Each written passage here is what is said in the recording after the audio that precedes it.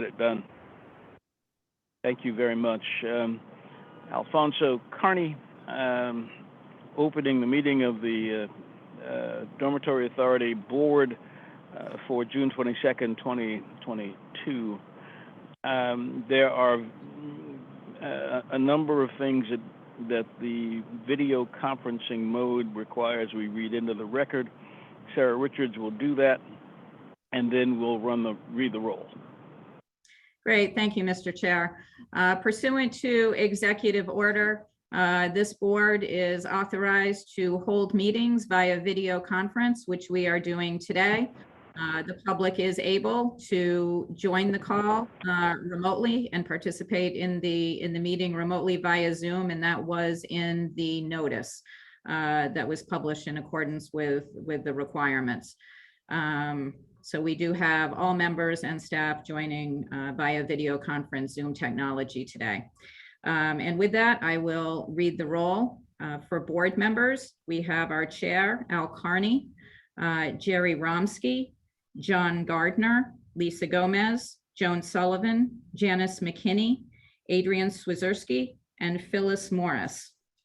From DASNY staff today, we have our president, Ruben McDaniel, Paul Koopman, Portia Lee, Nadine Fontaine, Ricardo Salomon, Kim Ellis, Steve Curro, Matthew Moore, Michael Clay, Jenna Flinton, Nick Pellis, Karen Ellinger, Jeffrey Arnold, Matt Bergen, Alex Sardine, Dina Amodio, Craig Schreivogel, Deb Fasser, Amanda Nazario, and myself, Sarah Richards, and our Chief of Staff, Caroline Griffin, is also on the line. From Bond Counsel, joining us, we have Alethea Nanku and Douglas Seaton. From KPMG, our external auditors, we have Ryan Kenyon, Jeff Coach, and Marie Zimmerman. I think I got everyone. If I missed anyone, please let us know. Otherwise, I will turn it back over to you, Mr. Chair. Sarah, thank you very much. Our agenda today is deceptively short. If you look at the agenda items, we have a lot to cover today. I'm looking forward to the board's participation. We do have a quorum, which is always a good thing. We are electing a new vice chair today, and there is a resolution in the book that makes it clear that Gerard Romsky was my suggestion to ask the board for approval.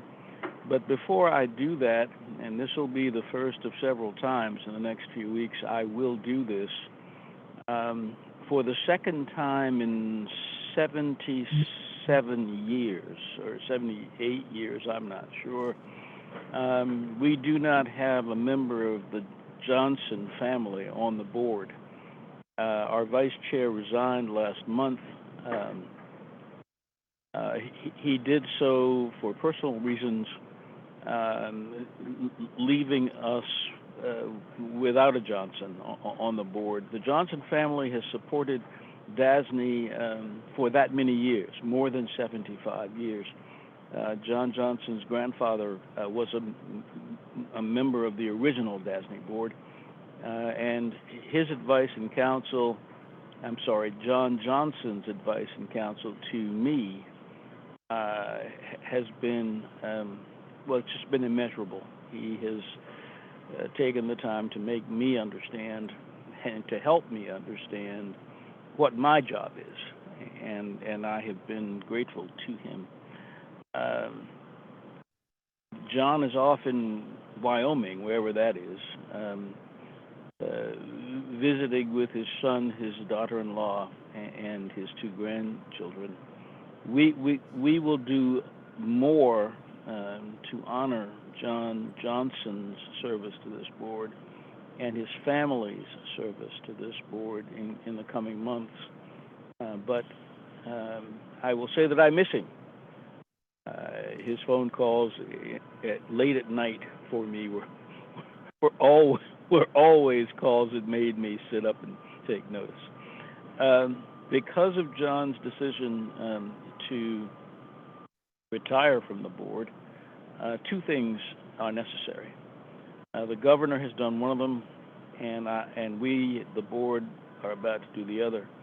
We welcome Lisa Gomez to the board, the most recent appointee. Ms. Gomez, if you're on the phone, thank you for being with us. I apologize for not having reached you. I did reach out once, but I haven't reached out the second time. I will do that this week, and I hope you will have a few minutes just to sit and talk. I'll look forward to that. That's the, I'm sorry.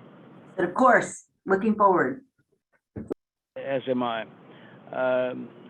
It is necessary to appoint a new, it's necessary for me to recommend to the board a new vice chair.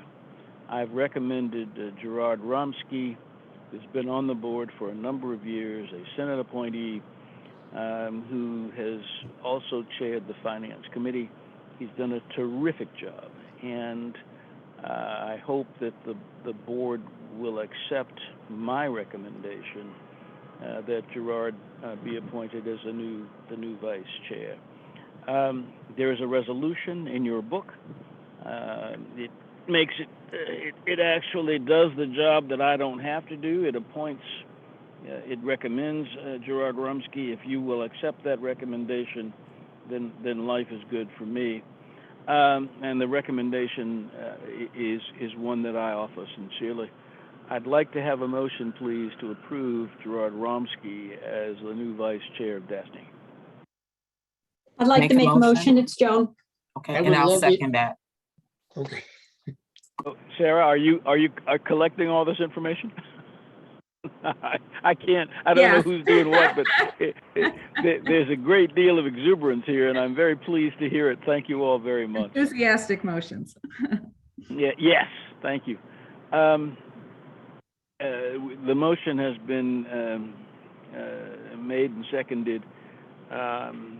Rather than try to figure out who's going to say what, are there any objections to the motion?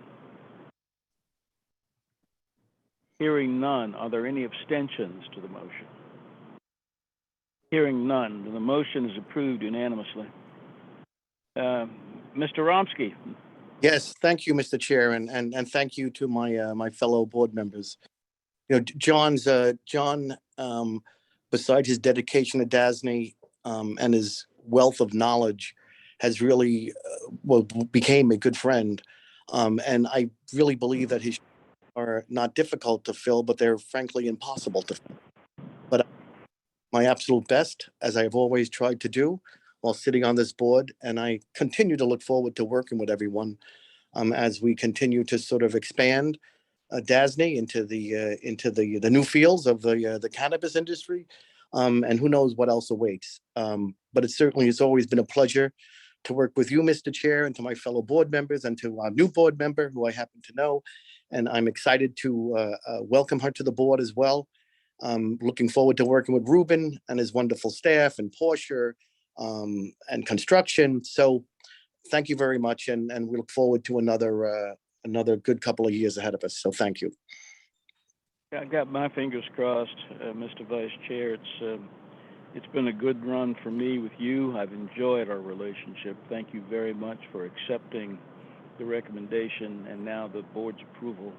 We'll move on. Let me say that I will have other things to say about John Johnson in the coming weeks and months. We are planning an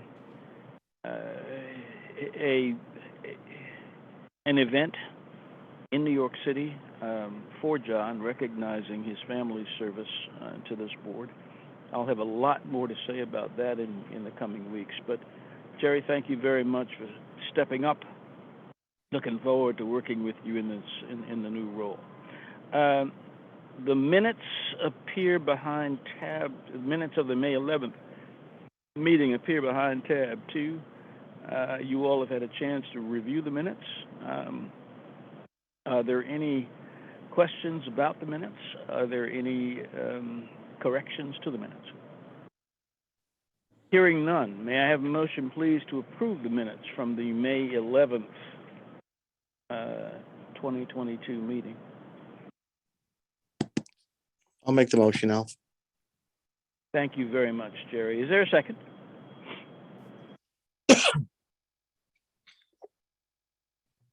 Do we need a second?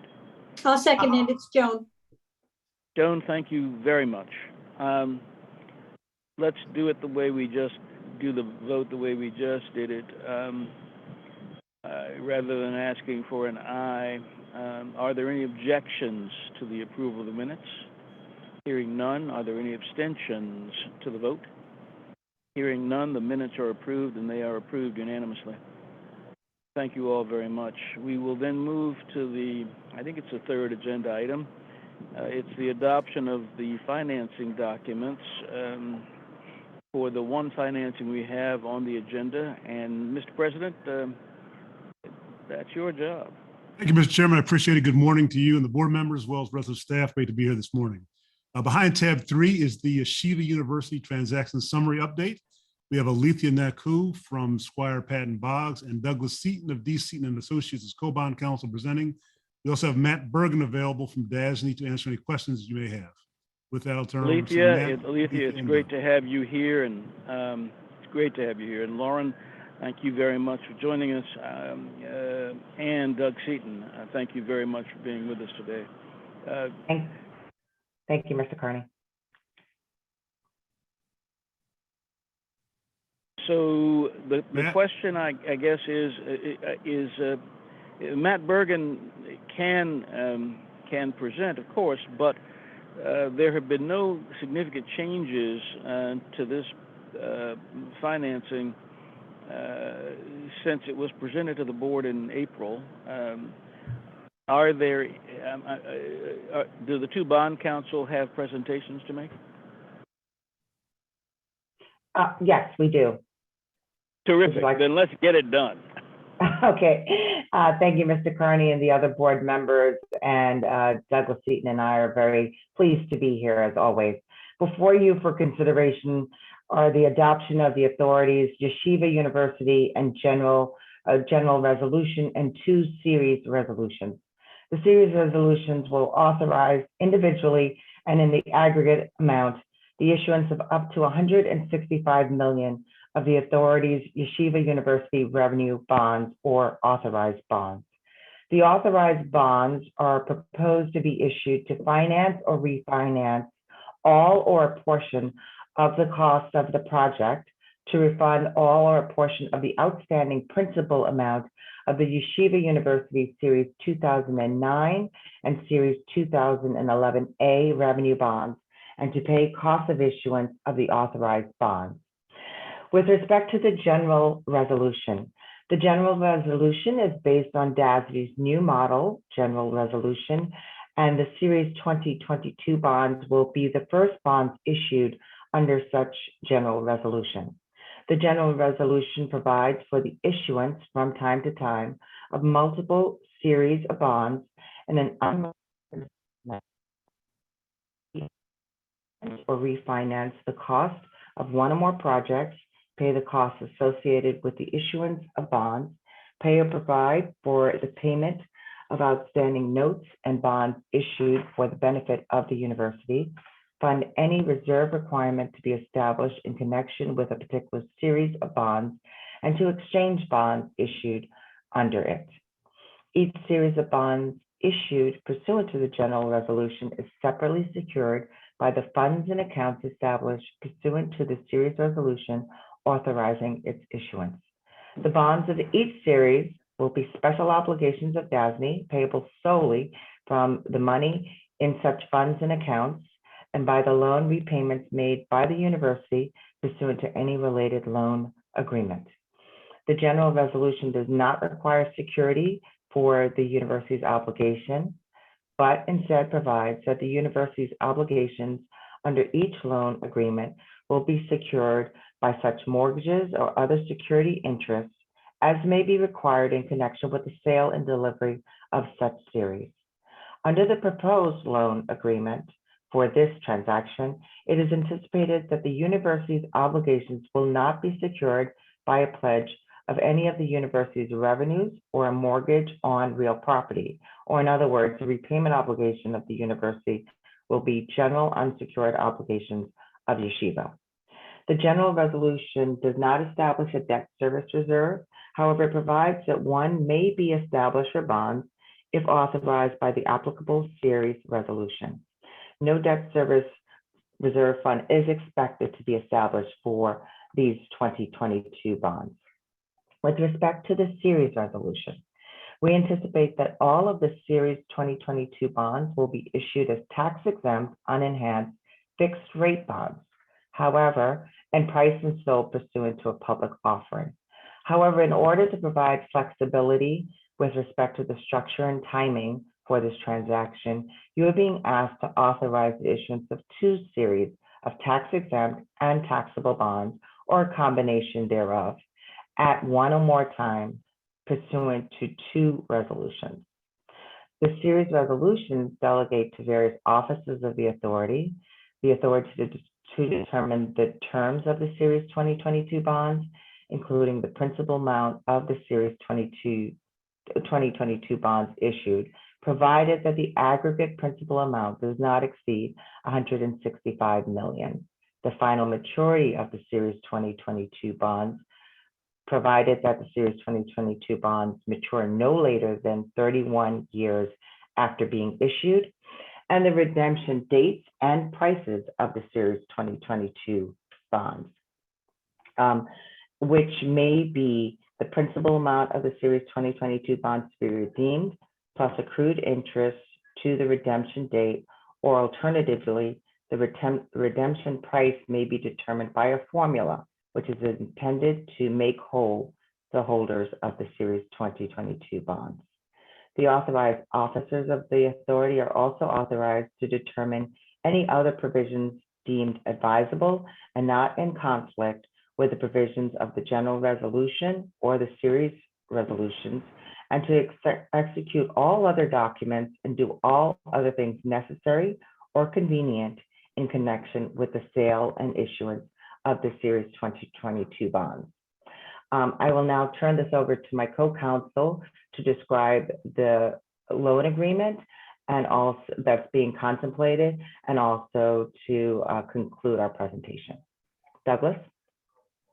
Thank you very Douglas, much. welcome. It's good to have you. Thank you so Very much. good to be here. Thank you very much, Mr. Chair. And thank you, Alethea.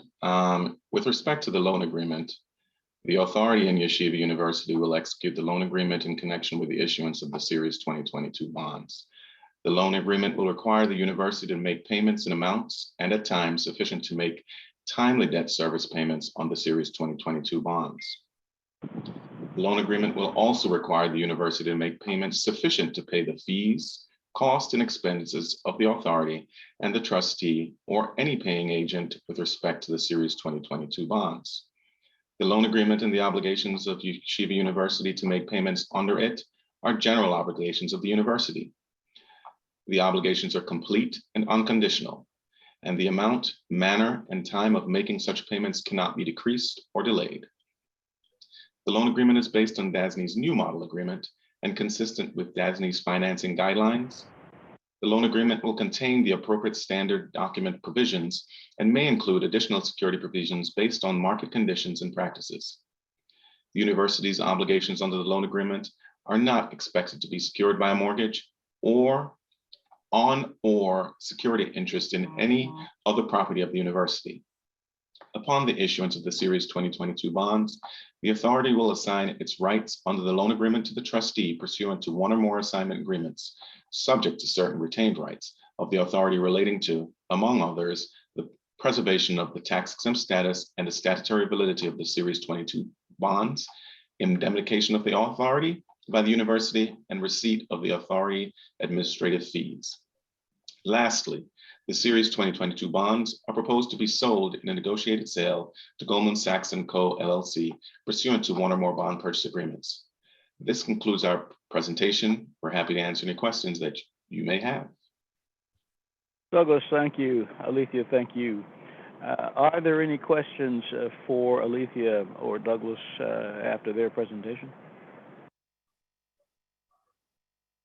Hearing none. I'm sorry? I have a quickie. Just it's really, I mean, we approved this back in April, and things have certainly We did. advanced and changed in the world in a couple of months, unfortunately, mostly on the downside. And I'm assuming everyone is comfortable and Goldman's comfortable with what they're going to be buying. But I guess we've sort of done our due diligence on the update from April to today, I'm assuming. So that said, I'll make a motion, but I'm just Well, I haven't called for it yet, Jerry. I will in just a second. I absolutely agree that things have turned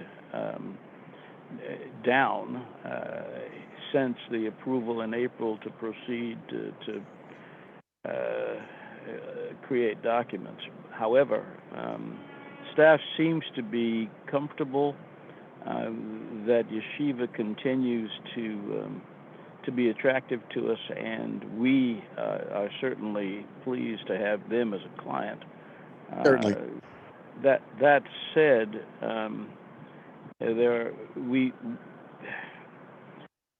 going forward, I'd like to believe that staff will continue to pay attention to yeshiva's credit rating and will make certain that the risks, this is a general obligation of the university. There is no security. I'm fine with that. Yeshiva's been a client for a long time. Mhm. Fingers crossed. We'll see what happens. I'm sure it'll be fine. I just thought we was just Jerry, I'm confirm. losing you. You're in and out. Are you on a cell phone? Yes, I am now. I'm Okay. good. No. Okay. All right. Fair. And I am good. So, good to go back to your suggestion. May I have a motion, please, to approve the transaction? Well, then I'll make the motion. Thank you. Thank you, Jerry. Is there a second? I'll second, Janice. Janice, thank you very much. We'll do it the way we did it the last time. Are there any objections? Is there anyone who declines? Hearing none. Are there any abstentions? Hearing none. Then this motion passes, and it passes unanimously. Thank you all very much. Alethea, thank you. Douglas, thank you. Thank you very much. Thank you. Thank you very much. Look forward to having you back sometime soon. We look Certainly. forward to it. We look forward to it as well. All right, we'll move to the next agenda item, which is the Audit Committee report. Chairman Jonathan Gardner, are you on the line? You got to unmute first.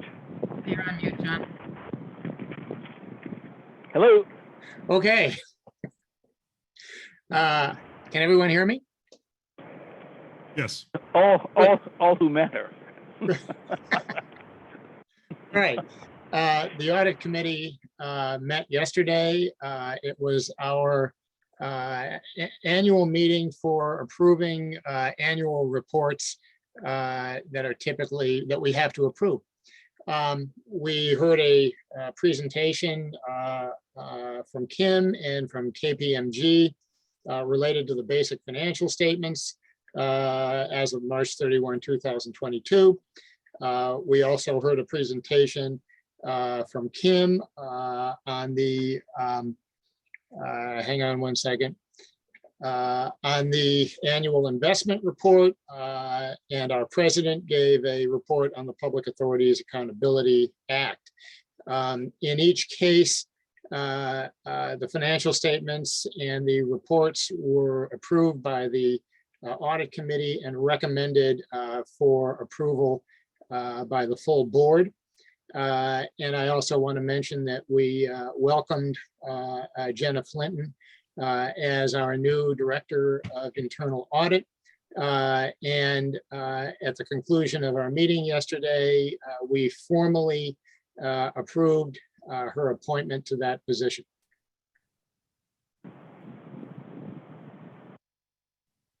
Thank you, John. So we have three. Well, let's do them in the order in which you presented them. The financial statements for the year ended March 31st, 2022 must be approved now by the board, having been recommended for approval by the audit committee. May I have a motion, please, to approve those financial statements? I'd like to move for that approval. All right, John, thank you very much. Is there a second, please? I'd like to second. It's Joan. Joan, thank you very much. We'll do this the way we've done it for this meeting. Are there any objections to the resolution as presented? Hearing none, are there any abstentions from the vote? Hearing none, the motion as seconded is approved and approved unanimously. Before we move on to the next agenda item for approval, two things. We want to welcome our new internal auditor. Look forward to meeting you. Look forward to getting to know you.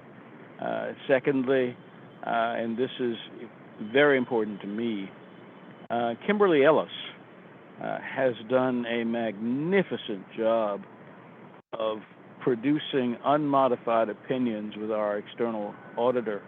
We are very fortunate to have her at the helm. She's doing a terrific job.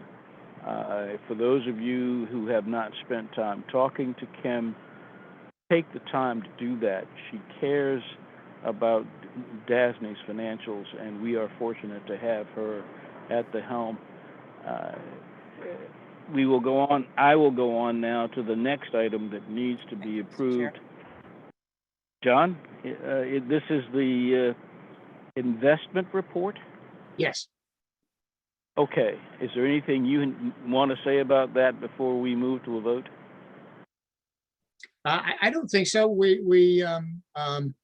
I don't know if there's anything that Kim wants to say about it. I know that Kim's going to give us a report on the financial statements. Go ahead. No, Kim, the annual investment report. Kim, do you want to do, I'm sorry, do you want to do your comments on the financial statements now or after we've done the votes? I can do them now. Sure. Why don't you do that? Why don't you do that? Okay. I just want to give a brief highlight on details of the year-end financials. KPMG expects to issue an unmodified opinion on the financials, which means they didn't identify any significant deficiencies or material weakness in our internal controls. And given that, they won't be issuing a management letter. And I'll give Maria opportunity to talk about just briefly the required communications and summary of the audit. But before I do that, I just want to thank my staff that helped make these results possible. In particular, Lee Zhu, who led the audit with support from Stephen Winters-Bona, Tanette Tomlin, Stanley Reed, Jeff Arnold, Kelly Ray, and their teams. Their dedication and support and oversight helped us achieve the results that are going to be discussed today. I also want to thank Gia Wu from our internal audit team who supported KPMG during the audit. And then lastly, I just want to thank KPMG for their support and their role in getting us through this audit. And with that, I'll leave it open for Marie to make any comments, Marie and or Jeff to make any comments with regards to the audit. Thank you, Kim, and good morning, Chairman, members of the board. I'm Marie Zimmerman, the lead audit partner over the DASNY financial statements audit this year. I've been on the account for 10 years, and I'm joined with Jeff Coach, who has also been on the DASNY account as your external auditors for the past 14 years. And today we also have Ryan Kenyon, who is our KPMG manager, assisting us with the audit this year. I am pleased to say that I second Al and Kim's comments that to be able to conduct and complete an external audit in the timeframe that DASNY does is a testament to management, to proactively identify issues, work with us, and use of technology throughout the remote setting that we're still in. I just really want to thank management for all the collaboration that they have done throughout the audit to be able to successfully issue and provide these opinions by June 22nd, which is a testament to them. I'd also like to thank the internal audit, Gia Wu, for all her assistance again this year. And then as Kim had noted, we did present to the audit committee yesterday our required communications in accordance with AICPA standards. I'm not going to go through them today with you, but I do want to just confirm and highlight that we did conduct our audit in accordance with government and audit standards. And we will be issuing a modified opinion over the basic financial statements, as well as a modified opinion over the required supplementary information as it relates to OPEB and pension schedules. We will also be providing an unmodified opinion or clean opinion over your compliance with investments in accordance with the state standards. We did just lastly, we did not identify any material weaknesses or significant deficiencies in internal control. So the letter that Kim noted, which is a report over the internal controls over financial reporting and compliance and other matters based upon the audit of our financial statements performed in accordance with governmental and audit standards, will state that there was no identified material weaknesses or significant deficiencies and that we were providing a clean opinion. Thank you, Kim, for passing it over to me, and I'll pass it back to you. Thanks, Marie. I also just want to give a quick, brief summary of my remarks from yesterday's meeting. We had a strong year on the debt issuance side. We issued approximately $9 billion in debt. In our construction line of business, we continue construction on a new academic building at FIT and the School of Nursing building at Lehman College.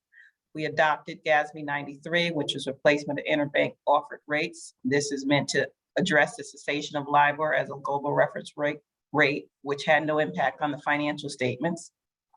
Turning to the financial results, overall, our financial statements reflect a decrease in our net position of $3 million, the majority of which is activity in our restricted funds. In terms of debt issuances, as noted earlier, we had approximately $9 billion of issuances. Approximately 70% of that came from new money and refundings, with nearly 1/3 coming from new money issued to our public clients. In terms of client distribution, 90% came from public clients. We had $8.3 billion in retirements for the year, with 35% coming from scheduled redemptions and 38% from bonds that were refunded by new DASNY bonds. We ended the year with nearly $60 billion in outstanding bonds, with our public clients making up 73% of the balance. In terms of our construction management line of business, our total construction and loan disbursements decreased approximately $5.2 billion in 2022, with almost 80% coming from our public clients. Our investment balance increased approximately $957 million, ending the year at $5.8 billion. Additionally, money market fund holdings, which is reflected in the statement of net position as a component of cash and cash equivalents, increased approximately $2.1 billion, bringing total investment holdings to a balance of approximately $11.5 billion at the end of the year. That concludes my remarks on the financial statements, unless there is any questions. Are there questions for Kimberly and her staff on the financial statements? I think, didn't we just approve them, didn't we, Kim? Yes. The board is just, okay, terrific. Yes. So we will move on, but before I do that, I want to remind the board that the financial statements are produced by DASNY. They are not produced by our external auditors. They audit those financial statements.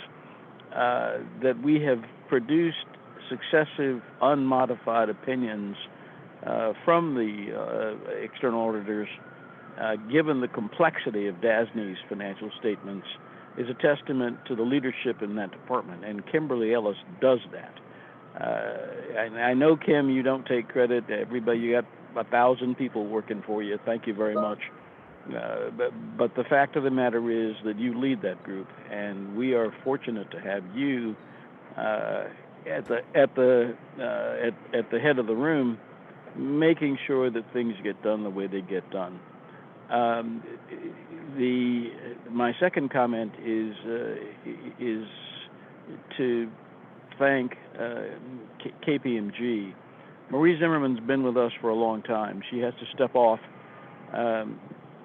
because the AICPA rules require that she step off. She will go on to not better things, not bigger things, but different things. Marie, we've been very fortunate to have you and your, I'll call it a partnership with DASNY. Thank you very much for your support over the course of the last X number of years. You've been with us for a long time. To Jeff Coach, looking forward to your leadership. You got big shoes to fill. I'll keep my fingers crossed for you, and hope that things go well. With a little luck and a lot of grace, the transition will work out fine. We will now, unless there are other comments on the financial statements, move on to the annual investment report. Is there? I don't. John, you've already introduced it. May we move to a board vote? I would like to make a motion that we approve the annual investment report. Outstanding. Thank you, John. Is there a second? There's a second. It's Joan. Joan, thank you very much. Are there any, assuming that everybody has had a chance to take a look at the annual investment report, is there anyone who would decline to approve? Hearing none, are there any abstentions? Hearing none, then the annual investment report is approved and approved unanimously. John, is the next report is the Public Authorities Accountability Act report. Do you have comments on that? I do not. We Okay. recommended it yesterday. And I would move to approve that report as well. Is there a second? Second, It's Joan, second. Thank you very much, Joan. I assume that all are in favor, but are there any disapprovals? Hearing none. Are there any abstentions? Hearing none. Then the board unanimously approves the Authorities Accountability Act report. John, is there any further audit committee reporting? I think I've covered it. I think you have too. I just wanted to make sure. Yeah. All right. I'm signed off. Just don't hang up. I won't. Thank you very much. Mr. President, I think we are at your report. I think we've covered everything we needed to cover. Up to tab 5. You got the floor. Thank you very much. Yes, behind tab 5 is my president's report. I want to give a few highlights to bring this to life. First, on the legislative session, we had 3 acts that were passed in the enacted budget. I want to thank Michael Hernandez, who heads up our legislative work, for the good work he did. 2 of those were extensions that we needed. One was the extension of our subsidiary authority, and the second was the extension of DASNY design build authorization. The design build authorization is beginning to catch some legs and traction now. We have a couple of projects underway under that methodology, and so it was great to have both of those 2 things extended. We also talked extensively about the New York Social Equity Cannabis Investment Fund that was improved in the budget. DASNY, the board, and thank you very much for your time last Friday, approved us filing for a subsidiary to take on the work around this investment fund. We will be scheduling a subsidiary board meeting around our July board meeting, looking like the second week of July, right after July 5th. We'll be working with you on schedule there. And you'll get a lot of paperwork, bylaws, and those things around that, and plenty of time to review prior to that. But I appreciate all the staff's work on getting that in place, particularly Nadine Fontaine and her staff and legal. I did a lot of yeoman's effort to get all those things pulled together, and thank you for that. Second, I want to highlight our grants unit processing efficiencies. A lot of times we overlook the grant unit and the programs, but we administer over 18 capital grant programs on behalf of New York State. And, typically we have in-house anywhere around, 2,000 grants that are in some stage of processing. And over the past year, probably year and a half, Sarah Richards and her group have done an excellent job of enhancing our efficiencies there. We have a call center now to make outgoing phone calls to grant awardees to make sure that they have information they need.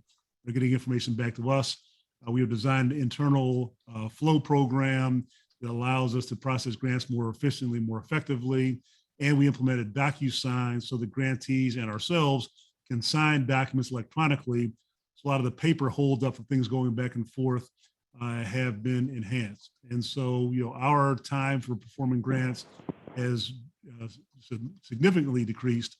But as importantly, our information for grantees has really been more enhanced so that if someone calls us about a grant, or if we see one that's been dormant, we have the information to quickly call the grantee, get the information in place, and get the disbursement agreements out. And so we're very pleased with the work that staff has done. We have a lot of new employees in the grants program, and all of them have done wonderful, wonderful work. Moving on to telecommuting, most of the state through coming out of the pandemic have implemented various forms of telecommuting policies. We at DASNY have made the decision to implement our own policy. We followed the Department of Labor, guidelines for telecommuting. This will allow those employees who can work remotely to have the option to do that on a limited basis.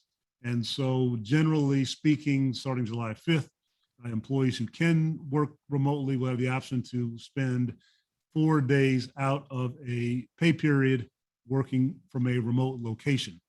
So we're very excited about that. It's been well received by the employees, people working now with their supervisors to get their schedules in, and we'll be rolling that out on July the 5th. So we're very excited about our telecommuting program, and I will continue to keep you updated on that. Finally, as part of our annual requirements, we do have a couple more reports that we need to approve.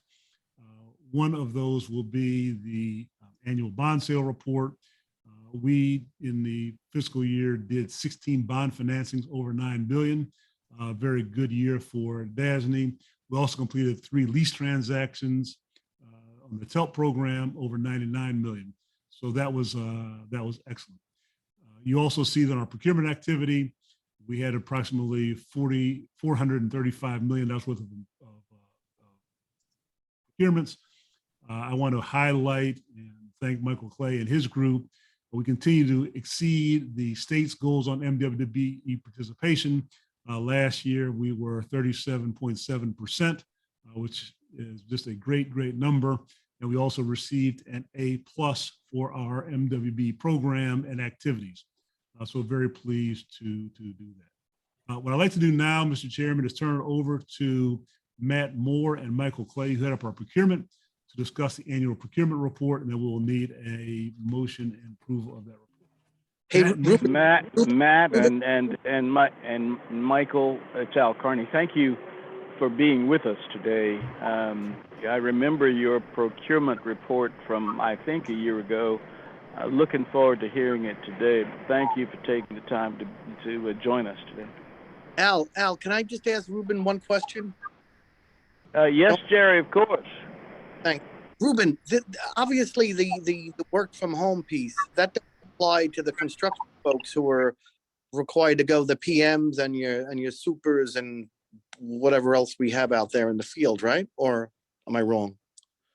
Well, what we're doing is we're letting people work from home who can work from home from a job perspective, recognizing there will be people like field managers and others who, because of their job responsibilities, will not be able to take advantage of that. But everyone will have the opportunity to talk to their supervisors, talk to their directors, and determine, who can, and those who can will put together a comprehensive schedule. We'll make sure that, obviously, from a business perspective, we have the continuity. As an example, talked about grants before. We want to make sure, of course, that not everybody in grants is out on the same day. So we'll have coverage in those things. So we're working through all those logistics, but you're absolutely right, Joe. There will be some people, building security, some field reps, other folks will not be able to take advantage of that because of the type of job. And this is consistent with all the state programs where, those who can, we're allowing them to do it, saves gas, saves money, is good for employee morale. We recognize there are some jobs in the state that require the employees to be on site for those jobs to be administered. Got it. Thanks, Ruben. And just by the way, on your grant program, I would certainly agree that the grant processing, because as the Senate rep and I'm so a janitor of the Assembly, we often get certain inquiries that we sort of ask, and I certainly congratulate you and Sarah and whoever else is in grants, because I personally have seen the increase in the production. So thank you for that. Makes my life easier. Thank you. Well, thanks, Jerry. And again, previously when you called and had a question about grants, we would get the answer quickly, but the amount of work and effort to get it was a lot. Now Right. we can press a button, see what the grant is, and give you feedback. So really pleased with the work that was done on that. Yep. Thank you, and thank you for that great effort. Thank you. With that, Matt and Michael. It's Al. May we, Yes, sir. after this call, not during this meeting, but I would love to get a handle on how we evaluate the quality of the performance of those people who are taking the leave time, who are working from home, who are telecommuting. I'm sorry, I couldn't think of the word. It would be great to understand how we evaluate the quality of what they're doing from home. I'm not asking now. I don't think that it's an appropriate question for this meeting, but it'd be great to know. Mr. Chairman, if you don't mind, I'll give a quick summary because I think it is an important question to ask and answer. One of the benefits limited of the pandemic is that all of us work remotely for a good period of time. And so we were able to get the computer systems out. We were able to get everyone on a platform that Microsoft has called Teams, so that we have chat functions and availability functions so that employees can access the workflow very easily, and their supervisors can manage where they are, what work they're doing, and how they perform. I can tell you that while we were remote from our perspective, we were very productive. We account for all of our time through the Chronos system. People were very productive in billing our accounts as we needed to. And so this really will be a relatively seamless transition for us. Again, Wow. Thanks to all the work we did in the pandemic, getting people working remote and getting tracking systems in place, so that all the things that you might be highlighting about typical worries about people working remotely, we've addressed all of those. And our staff has really stepped up in their embracing of technology, engagement, and making sure that while they're working remotely, they're just as, if not more productive than they are when they're in the office. That's terrific news. I think and it's something that you should tout going forward. I mean, reports on productivity of staff working remotely, telecommuting, to this board would be welcome. I mean, whenever you choose to do that, I don't know what the metrics are, and it doesn't matter what they are. You will determine what they are. It would be great to hear that going forward. We'll do. We do have metrics, and I will make a report at some point. My next president's report on one that they're at. Terrific. Thank you very much. All right, Matt and Michael. So thank you, Mr. Chair, Mr. President, board members, and assorted staff. I'm going to start off the two-headed presentation, if you will. Matt will follow with more in-depth conversation regarding the procurement report. But I think for all of the board and the assembled staff, the procurement report are on all original procurements made by DASNY by contract, purchase order, or other written agreements with a value of $5,000 or more. If you will take a look at the report on page 8, at the very top, you will see the minority women-owned business enterprises. Ruben alluded to our performance for last fiscal year of 37.7%. MWBE participation across the DASNY's entire platform, which equated to $145 million in payments made to MWBEs participating as subcontractors, suppliers, and prime contractors. I make that distinction because on the chart below on page 8, table 8, you will note that there are various categories of procurement, the contract values, and the number of contracts. Those are prime contract awards. Those are individuals who have direct contracts for the past fiscal year with DASNY in the various categories. And I think what's important to note is the contract value awarded, over $71 million went to MWBEs in the various categories, and the number of contracts awarded was 356 contracts. And that kind of represents, ladies and gentlemen, if you'll just take a look back at the paragraph above the chart, you'll see the $145 million in payments made to MWBEs. This 71 million is almost half of that participation, with the remaining dollars coming from subcontractors and suppliers who participate on DASNY projects, either as consultants, contractors, commodities and services, vendors, and others. So I just wanted to make sure that I pointed out that little caveat. The other thing I just wanted to take the opportunity to mention, which is not in the procurement report, but it is noteworthy. DASNY also has a responsibility based on Executive Law Article 17B to ensure that we have participation with service-disabled veteran-owned businesses that are certified by New York State OGS. DASNY for the reporting period, and they report on a calendar year as opposed to a fiscal year, so there is a little difference. Their annual report was released December 31st of 2021. In that report, DASNY ranked number 7 out of 97 agencies and authorities statewide in terms of distribution of dollars to service-disabled veteran-owned businesses on DASNY contracts. So I think that's worth noting, that we try to maintain consistency, whether it is MWBEs or SDVOBs. I just want to highlight that there are only about 800 and some odd certified SDVOB firms. So the bandwidth is significantly less than on the MWBE side, which there's approximately 9,400 New York State certified MWB. So there is a little bit of a difference in bandwidth. So we're trying to push that higher, but it is a little bit of a challenge based on availability and the type of procurement that we might be presenting to the community. So with that said, we'll hand off to my counterpart, Matt Moore. Thank you, Michael. Good morning, everyone.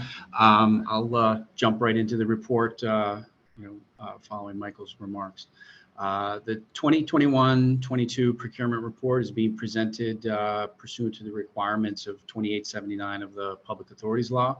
And as Michael did indicate, the report focuses on original procurement contract transactions that have a value of $5,000 or more. The procurement team supports procurement activities for a variety of services across all of DASNY's functions: construction services, our day-to-day operations, legal services, as well as supporting our bond financings.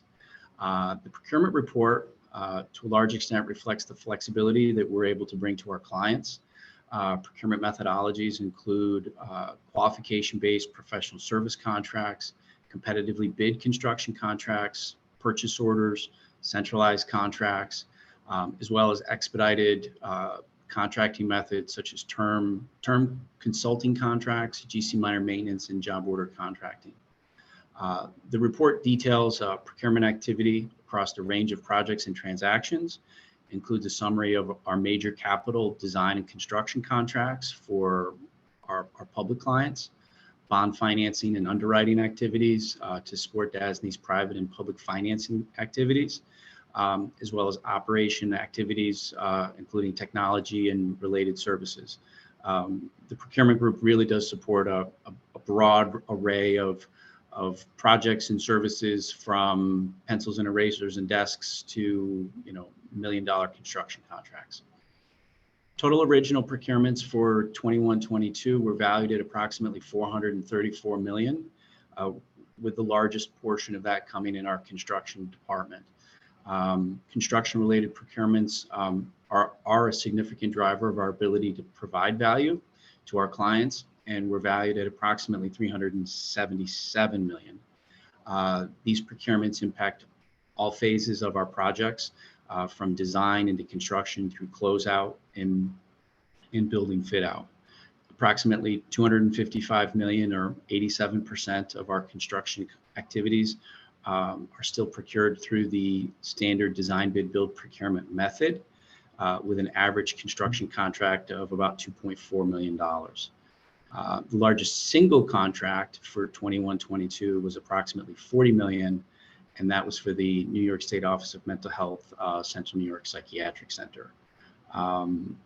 So that's the extent of what I was going to talk about today. The report goes into a lot more detail about our procurement methodologies and how we approach procurements.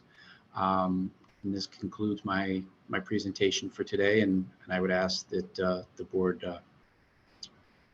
review the resolution for the 21-22 procurement report. Michael, Matthew, it's Al Carney. Can you hear me? Yes. Can you hear me? Yes, Al. Yes. Terrific. First of all, thank you both for the report. Are there questions from the members about any particular part of the reports of both people, both men? Hearing none, I don't believe that there is any reason not to proceed to a vote. The resolution is in your book, or in my book. It's on your screens. It's a very simple resolution. It requests an approval for DASNY's procurement contract annual report for the period commencing 2021 and ending 2022. May I have a motion to approve? So moved. Thank you very much. Is there a second? Second, Joan. Thank you very much, Joan. I will ask whether there are any disapprovals. Is there anyone who would vote against the approval? Hearing none. Are there any abstentions? Hearing none. Then the motion as seconded is approved, and it's approved unanimously. Thank you all very much. Thank you. Thank you. Thank you, Mr. Chair. We'll now move to the annual bond sale report for the fiscal year ended March 31st, and I'll ask Ms. Lee, Portia Lee, to present that. Portia? Welcome, Portia. Thank you, Al. So the annual bond sale report for fiscal 21-22 is included in your materials. Also behind tab 5 within the President's report. In addition to the annual bond sale report, there's also the overview of the report as well as the resolution. I'd like to walk through the overview briefly. On page 2, according to the bond buyer, DASNY was the #1 issuer in calendar year 2021. I would note that our annual bond sale report is based on our fiscal year. Page 3, we issued approximately $9 billion last year in 16 financings with a busy first quarter. Page 4, overall, 6 financings totaling $8.1 billion were undertaken on behalf of our public clients last year, and 10 financings totaling $875 million were undertaken on behalf of our private clients. That really breaks down into 3 PIT transactions, which is state-supported debt, 3 other public transactions, 1 for school districts, 1 for BOCES, 1 for SUNY dorms, 6 higher ed transactions, 1 for St. John's, Long Island University, NYU, Fordham, Iona, and New School, 1 healthcare transaction for Urban Health Plan, and 3 other independent institutions, EHS Towers, Interagency Council, and Oceanside Library. The presentation also goes through in detail the financings in those various buckets, but a few general takeaways. Based on the number of deals, 38% were public, 62% were private. But based on the par amount, 90% was public and 10% was private. Credit enhancement was not a big factor in last year's issuance. There was partial bond insurance for BOCES and school districts. The EHS transaction had bond insurance. We do continue to see private placements. We had the LIU transaction and Urban Health Plan. There was a healthy number of private client financings last year. In the 2 final pages of the overview, we reflect the TELP activity for the fiscal year, 3 leases totaling $99 million, As always, this report is a testament to the work of the staff in public finance and portfolio monitoring, as well as the staff in legal and finance. They all did extraordinary work as evidenced in the report, and for that I'm grateful. In particular, I'd also like to thank Megan Sear, who's new to public finance and portfolio monitoring and who put together much of the end of the year reporting, and Alex Sardine, who produced the rating report, both of whom did outstanding work. There's a resolution that follows the annual bond sale report and presentation. Mr. Chairman.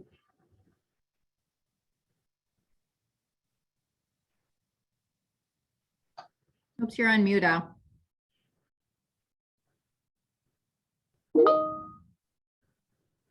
I am now unmuted, the recording says. I'm so sorry. Are there questions for Portia?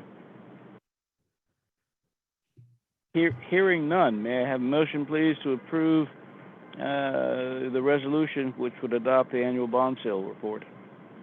So moved. Thank you very much. Is there a second? Second. Thank you very much. Are there, I'm assuming there are none opposed and that there are no abstentions. Terrific. Then the motion as seconded is approved unanimously. We will then go on to, I think we're at the public finance report. Portia, I think you get to continue. Okay, very good. Since the last board meeting, we've priced a good amount of bonds. We have the $820 million Northwell transaction, $759 million school district transaction, and the MSK private placement, $217 million. I'd like to give a brief market update. We priced those transactions in a volatile market last month, and this volatility has continued through this month. We saw about a 2-week period starting in mid-May when our municipal rates steadily decreased. However, that ended in early June with our rates continuing to climb upward.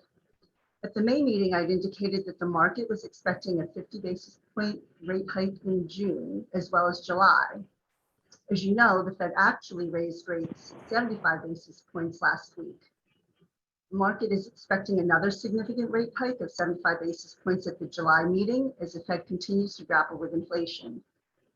Total year-to-date new issuance volume for 2022 is approximately $185.5 billion, down from approximately $218 billion, or about 15% compared to this time last year. Total supply for the week is expected to be in line with recent averages at about $6.5 billion. Tax-exempt bond yields were unchanged yesterday, with the 10-year AAA MMD flat at 2.91% and the 30-year holding steady at 3.38%. U.S. government bond yields were higher yesterday, with the 10-year yield increasing by 6 basis points to 3.31%, and the 30-year Treasury yield increasing by 9 basis points to a 3.39%. Municipal bond funds reported outflows through the week ending June 15th, continuing that trend from the previous week. Since the May 11th board meeting, the 1-year MMD has decreased by 25 basis points, the 10-year MMD has increased by 3 basis points, and the 30-year MMD has increased by 17 basis points. In that same time period, the 10-year Treasury yield has increased by 32 basis points, and the 30-year Treasury has increased by 26 basis points. And that concludes my report. Thank you. Portia, thank you. Can you hear me? Yes. Great. I don't seem to be able to figure out when I'm on mute. Sounds like a bad place to be. You've just called it a significant rate hike in July. Crystal ball question, you may not want to answer it. It's fine if you don't. But where do you think rates are going in July? I think the market is expecting to see pretty significant rate hike of about 75 basis points. We'll see. I mean, obviously, the Fed is really trying to keep their finger on the pulse as far as inflation is concerned, and that's the primary driver behind how they're thinking about these things. So, got it. So you think 75 basis points in July is where we're headed? I'm sorry, the market thinks it. This is not a Portia Lee prognostication. You think the market is now at a point where it believes that 75 basis points in July is where we're headed? That appears to be what the market is expecting at this point in time. Okay, all right, thank you. Thank you very much. We don't have to approve the finance report. Thank you very much. Are there questions for Portia? Hearing none, then we'll go to Kimberly Ellis and the financial report. Thank you, Mr. Chair. Included in your materials is a monthly financial report showing results through May, which shows are slightly under budget projections. We've closed on 4 private debt issuances for the period and billed $3 million in direct labor hours. And the quarterly investment report, which shows the allocation of investments as of March 31st. Unless there are any questions related to either, that concludes my report. Kim, thank you. Are there questions for Kimberly? Then we have behind my tab 8, the construction report. Steve. Thanks, Al. Good morning, everyone. Good morning. I'll start with just a couple of quick updates on some of the various programs. We'll start with SUNY because the SUNY action is pretty hot and heavy right now as the kids are away from the dorms. We have 15 summer projects. They're located at the University of Buffalo, at Brockport, Geneseo, Alfred, Albany, and a few other locations. I visited Buffalo, Alfred, and Geneseo last week, and those projects seem to be advancing on track for fall occupancy. We did begin the $42 million UAlbany project. This is a rehabilitation of 2 residence halls and the creation of a fitness center between the 2 residence halls. That project began in May. That has a long-term schedule associated with it for 2 years, but we're off to a good start. Similarly, down in New Paltz, we have a $43 million gut renovation of a Wasting Hall that started in May. Our target date for that project is next summer, the summer of 2023, for fall 2023 occupancy. On the FIT project, that's the $198 million 10-story new build at FIT. We are up to the 7th floor with regard to steel erection, and the concrete floor plates are following behind. The project is now reported to be 35 days behind schedule. That is mostly due to the handoff between contract 1 and contract 2. We still have about a year and a half to go, so we're hoping to make up that time. And lastly, I was at Alfred last week as well. Mackenzie Hall Phase 3A work is wrapping up. We're looking to move forward with the sureties replacement contractor and move on to phases 3B and 3C of that project. We're hoping for that effort to begin shortly. Couple comments on the OCM program. The construction division continues to work on this program with our focus mainly on the continued interaction with our real estate term consultant on dispensary site location possibilities. We also received 25 design build responses yesterday. We are going to begin to analyze those and select design build teams regionally for the build out of the dispensaries. We did receive and have recommended for award an OCM fund manager. We're working with our DASNY term consultants on the programming and fit out requirements for the dispensaries. And we are beginning to build the construction division org chart around the program. So a fair amount going on with that program. As far as Steve, it's Al. It's Al. Could we, at some point, and of course it's a Ruben question as much as it is a Steve Kiro question. Could we plan in the not too distant future to see a board presentation of what the expectations are for DASNY's build out programs around the state? I understand that there is a specific number of proposed retail outlets, dispensaries. The board I think, and maybe there are people on the board members on the call who don't think, I think the board needs to get a clear understanding of how this program is emerging, where you're headed, the size of the dispensaries, as you know the locations, I'd like for the board to get a clear understanding as the board, as opposed to individual meetings, what it is, where it's going to be, and how we're going to do it. Can we plan to do that? Mr. Chairman, as part of our presentation to the board around the subsidiary meeting, we will give both full details of the subsidiary itself with activities, give details of where we are with the partnership agreement, which you will be asked to approve probably in the August timeframe, as well as give an overview of the construction program that will fully answer those questions. It clearly is a work in progress. We're organizing very quickly, but we will give you a full and fulsome report on this in association with the subsidiary meeting in July. And maybe I've always loved the word fulsome. It's a fabulous word. It covers so much, and it's just a lovely, lovely word. What I'm talking about, Mr. President, are reports ongoing with regard to how we're organizing around the build-outs. I'd like to see the color pictures. Steve provides them magnificently. I want to see what it is, and I want the board to see what it is that we are doing, planning, designing.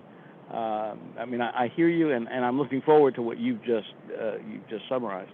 But I also want to know, maybe not on a month-to-month basis. It can't be in August because we don't have a meeting in August, but beginning in September, I'd love to see what the build-outs are beginning to look like, or what the plans for the build-outs are beginning to look like. Can we do that?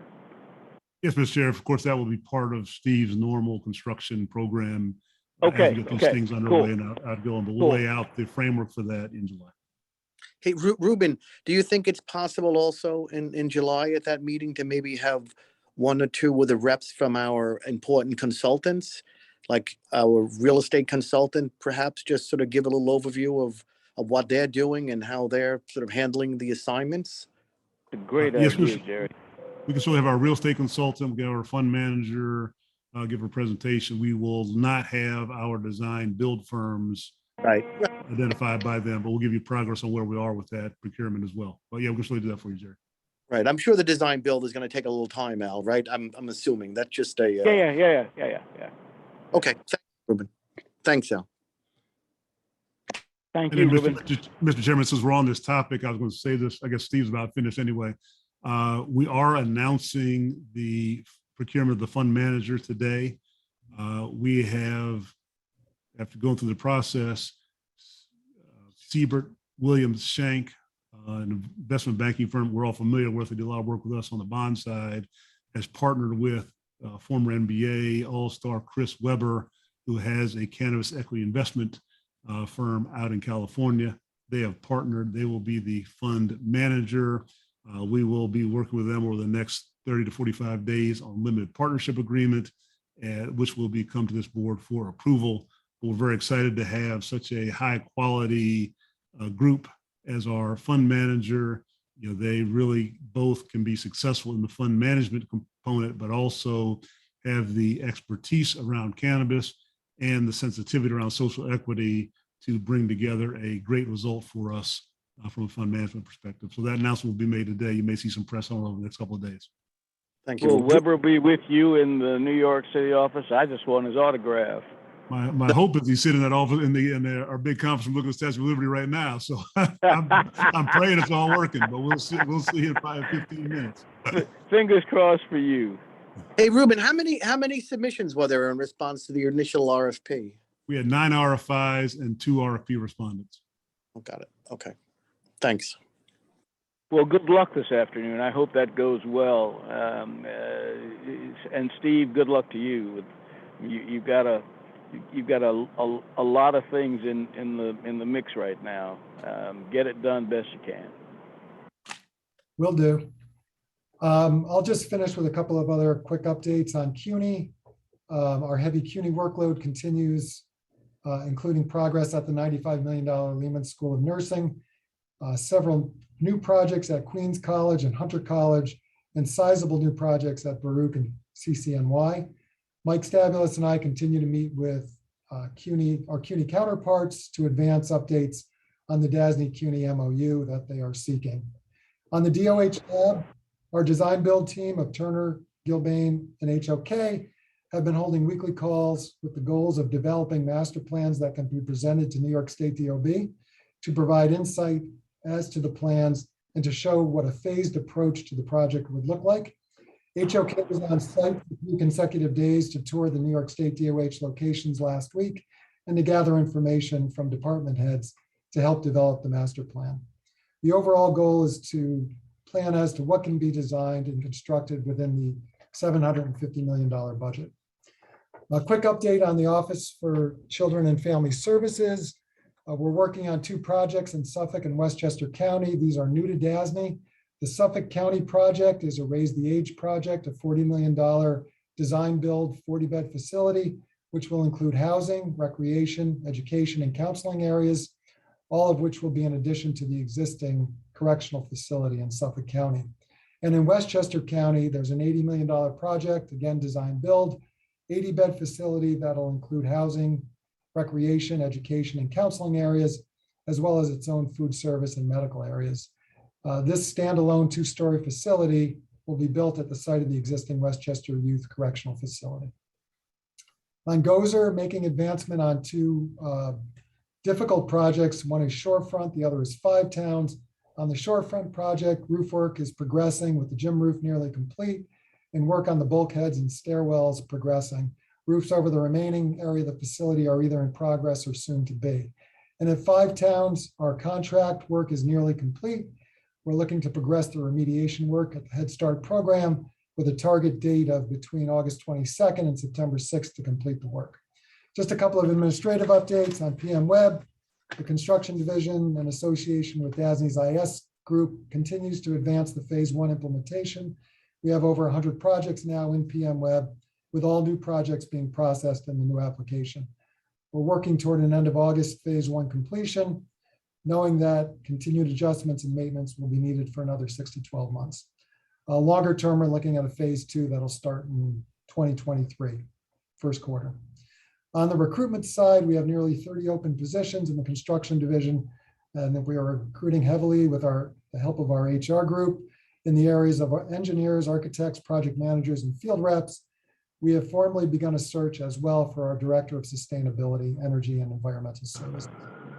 And lastly, there's a PLA that we're working on constructing with the Rochester Building and Construction Trades Council for a project at the Rochester Psychiatric Center. This should be coming to the board for approval in the next several months. We're also reviewing our PLA project basis for a blanket arrangement in the 5 boroughs. Matt Moore is heading that up. That concludes my report. Are there questions for Steve? Hearing none, there's nothing to approve. Are there other matters that will come before this board today? Let me say to Nadine, I know how hard you worked on the subsidiary and all of the ancillary documents. You didn't give a report today, but I'm sure there's a terrific report coming. Thank you very, very much for your efforts on behalf of the authority, representing the authority and this board. Are there any questions for any of the staff? Hearing none, may I have a motion, please, to adjourn the meeting? So moved. Thank you very much. Is there a second? Second. All right. Chairman Gardner, thank you. I won't ask whether all are in favor. I'll ask if there are any opposed and if there are any abstentions. Then we are adjourned, and we are adjourned unanimously. Thank you all, everybody, for your reports and your attention to the extraordinary detail that we have covered today. Thank you.